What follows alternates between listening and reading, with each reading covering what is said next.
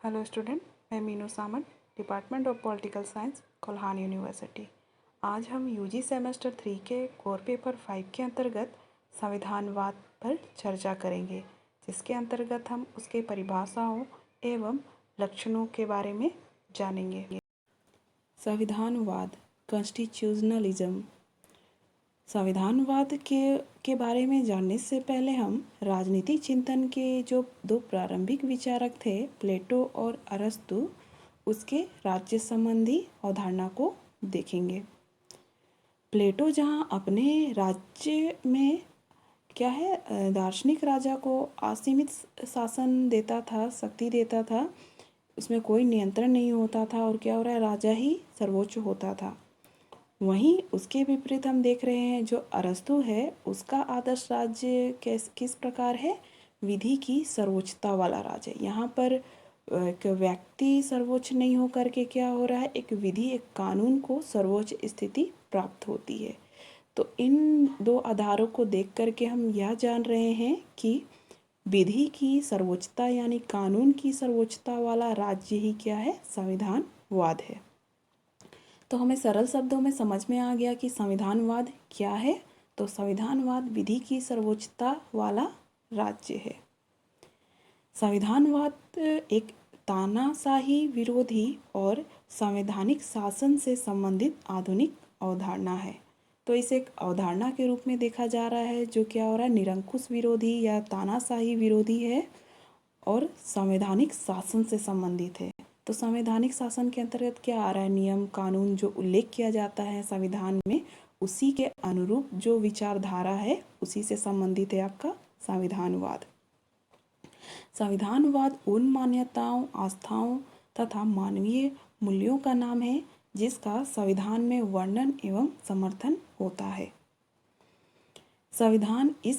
संविधानवाद इस बात पर बल देता है कि शासन प्रणाली को खास नियमों के मुताबिक चलना चाहिए, जिससे शासकों की शक्ति पर नियंत्रण लगाया जा सके तथा व्यक्ति की जो स्वतंत्रता है और समानता है उसके बीच तालमेल बैठाया जा सके।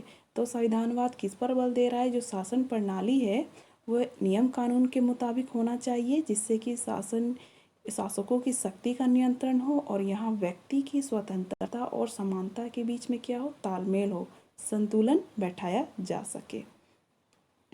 तो इस प्रकार संविधानवाद क्या है, मूल्य प्रधान, संस्कृति प्रधान और कानून प्रधान एक परिवर्तनशील अवधारणा है। तो ये था आपका संविधानवाद, जिसे हम जान गए कि क्या है आखिर संविधानवाद। अब देखते हैं संविधानवाद की परिभाषाएं।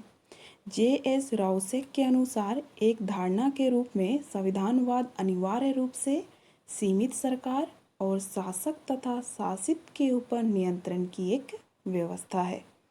तो यहाँ क्या बोल रहा है, एक धारणा के रूप में संविधानवाद क्या हो रहा है, अनिवार्य रूप से सीमित सरकार, यहाँ सिर्फ सीमित सरकार की बात हो रही है और शासक और शासित के ऊपर, यहाँ पर शासक के ऊपर भी नियंत्रण हो रहा है और शासित के ऊपर भी नियंत्रण हो रहा है, यानी राजा बोल सकते हैं और प्रजा दोनों के ऊपर जो नियंत्रण करने की व्यवस्था हो रही है, उस धारणा को संविधानवाद कहा जा रहा है। ब्लोंडेन के अनुसार संवैधानिक शासन यह है जो विशेषतः उदारवादी हो, जो शासन की शक्तियों और उनके प्रयोगों को प्रतिबंधित करता हो और राज्य के नागरिकों को अधिकतम स्वतंत्रता प्रदान करता हो।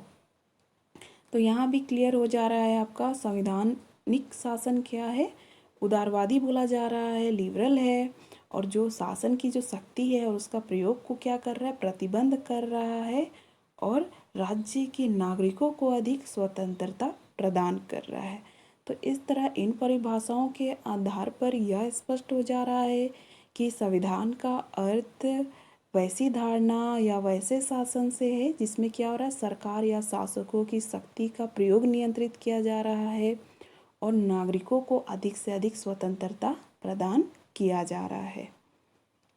तो उसे हम संवैधानिक शासन कह रहे हैं, संवैधानिक अवधारणा के नाम से जान रहे हैं। संविधानवाद के लक्षण, जिसमें पहला है संविधान संविधानवाद की आधारशिला है। तो यहाँ पर संविधान को संविधानवाद की आधारशिला के रूप में प्रस्तुत किया जा रहा है, क्योंकि अगर संविधान नहीं होगा तो संविधानवाद भी नहीं होगा, उसका अस्तित्व नहीं होगा।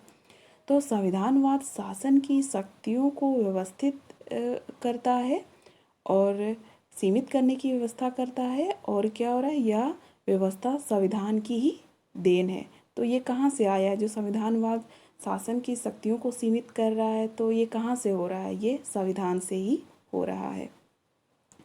तो इस तरह संविधान के लिए संविधानवाद के लिए संविधान का क्या हो रहा है, लिखित होना और निर्मित होना जरूरी है, जिससे कि शासन की शक्तियों पर जो प्रतिबंध है वो स्पष्ट रूप से उल्लेखित किया जा सके और जो संवैधानिक कानून है उसको सामान्य कानून की अपेक्षा क्या हो रहा है, उच्च स्थिति प्राप्त की जा रही है। दूसरा है लोकतंत्रीय शासन। अब तक हम यह जान गए हैं कि जहाँ संविधानवाद है वो कहाँ पाया जा रहा है, लोकतंत्रीय शासन में संविधानवाद पाया जाता है। लेकिन हम यह जरूरी नहीं मान सकते कि जहाँ लोकतंत्रीय शासन है वहाँ संविधानवाद होगा ही। क्यों? क्योंकि हम इस आधार पर हम जर्मनी को देख सकते हैं कि जर्मनी को अगर हम याद करते हैं तो हमें हिटलर का शासन याद आता है, जो एक निरंकुश शासन था, और जर्मनी देश एक साम्राज्यवादी देश था। लेकिन इनके शासन के बावजूद क्या हम जान रहे हैं कि जर्मनी जो देश है वो एक लोकतांत्रिक देश था और वहाँ पर क्या हो रहा था, संविधान का अस्तित्व भी पाया जाता था। लेकिन क्या हो रहा है, जर्मनी में लोकतांत्रिक देश हो रहे हैं, वहाँ संविधान भी है, मगर फिर भी जो वहाँ सरकारें चल रही थी वो संविधान के आधार पर नहीं चल रही थी। तो इस तरह हम देख लिए कि जरूरी नहीं है कि लोकतंत्र अगर शासन चल रहा है तो वहाँ पर क्या है, संविधानवाद कायम रहेगा। तो उसी तरह आज हम जब वर्तमान दृष्टि में देखते हैं कि अधिकतर लोकतंत्र राज्यों में क्या हो रहा है, जनता द्वारा निर्वाचित सरकार आती है, मगर वो सब क्या होता है, मनमाने ढंग से आचरण करती है, यानी संविधान के आधार पर अपना आचरण नहीं करती है। तो इन कारणों के आधार पर हम यह नहीं कह सकते हैं कि जो लोकतांत्रिक राज्य है वो संविधानवादी राज्य होगा। तो इस प्रकार लोकतंत्र और संविधानवाद परस्पर क्या है, समरूप नहीं है। लेकिन संविधानवाद के लिए लोकतंत्रीय शासन एक पूर्व शर्त है, यानी संविधानवाद है तो उसके लिए लोकतंत्र शासन होना ही पड़ेगा, एक शर्त के रूप में इसे देखा गया है। तो संविधानवाद के लक्षण में इस तरह हम लोकतंत्रीय शासन को पाते हैं। थर्ड पॉइंट है विधि शासन व सत्ता पर नियंत्रणों की व्यवस्था।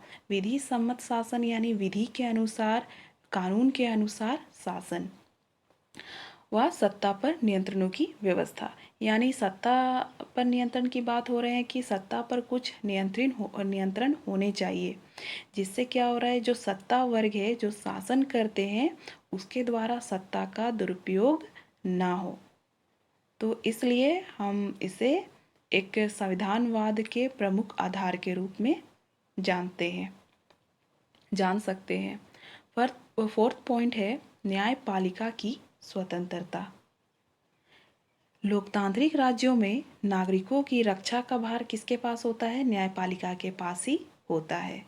न्यायपालिका ही क्या हो रहे हैं, जो शासन है उसको संवैधानिक आधार पर नियंत्रित करते हैं, शासन को, सत्ता को सही राह दिखाते हैं। जब वे भटकते हैं या गलत नीतियां बनाते हैं तो क्या हो रहा है, न्यायपालिका द्वारा ही उसे चेतावनी दिया जाता है। तो उसी प्रकार न्यायपालिका ही मौलिक अधिकारों के रक्षक के रूप में भी जानते हैं नागरिकों के। तो इस प्रकार हम कह सकते हैं कि जो नागरिकों की रक्षा का भार होता है वो क्या होता है, न्यायपालिका के पास ही होता है। तो न्यायपालिका ये सब कार्य तभी कर सकती है जब वह स्वतंत्र हो, अर्थात कार्यपालिका और व्यवस्थापिका से मुक्त हो। तो इस प्रकार न्यायपालिका की स्वतंत्रता संविधानवाद का एक आवश्यक शर्त के रूप में हम लोग देखते हैं। फिफ्थ पॉइंट है शक्तियों का विभाजन और विकेंद्रीकरण। शक्तियों का विभाजन व विकेंद्रीकरण का क्या अर्थ होता है? विभाजन मतलब पृथक करना शक्तियों का, और विकेंद्रीकरण मतलब कि शक्तियाँ एक केंद्र पे ना रह करके क्या हो रहा है, वो शक्तियाँ अलग अलग भागों में बट जाए। तो संविधानवादी जो शासन व्यवस्था है, क्या हो रहा है, इसमें अधिक से अधिक शक्तियों का विभाजन व सत्ता का विकेंद्रीकरण की व्यवस्था कर दिया जाता है, उस पर ज़्यादा बल दिया जाता है, जिसका मूल्य लक्ष्य क्या होता है कि सत्ता के दुरुपयोग के विरुद्ध व्यवस्था। जब देखते हैं कि सत्ता में शक्तियाँ एक ही जगह पर स्थापित हो जाती है, किसी एक के हाथ में आ जाती है, तो क्या हो रहा है, शासक निरंकुश हो जाता है और सत्ता का दुरुपयोग करने लगता है, मनमाने ढंग से शासन करता है। तो इसलिए सत्ता के केंद्रीकरण से बचने के लिए क्या हो रहा है, सत्ता का विभाजन व विकेंद्रीकरण उसको कर दिया जाता है, जो कि बहुत ही आवश्यक हो जाता है।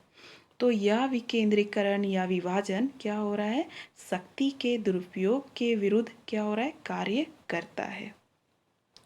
6 पॉइंट देखते हैं, श्रेष्ठ परंपराएं और सामाजिक बहुलवाद। श्रेष्ठ परंपराएं भी क्या हो रहे हैं, संविधानवाद की दृष्टि में बहुत ही ज़्यादा महत्व रखते हैं। तो ये श्रेष्ठ परंपराएं क्या है, जैसे सामाजिक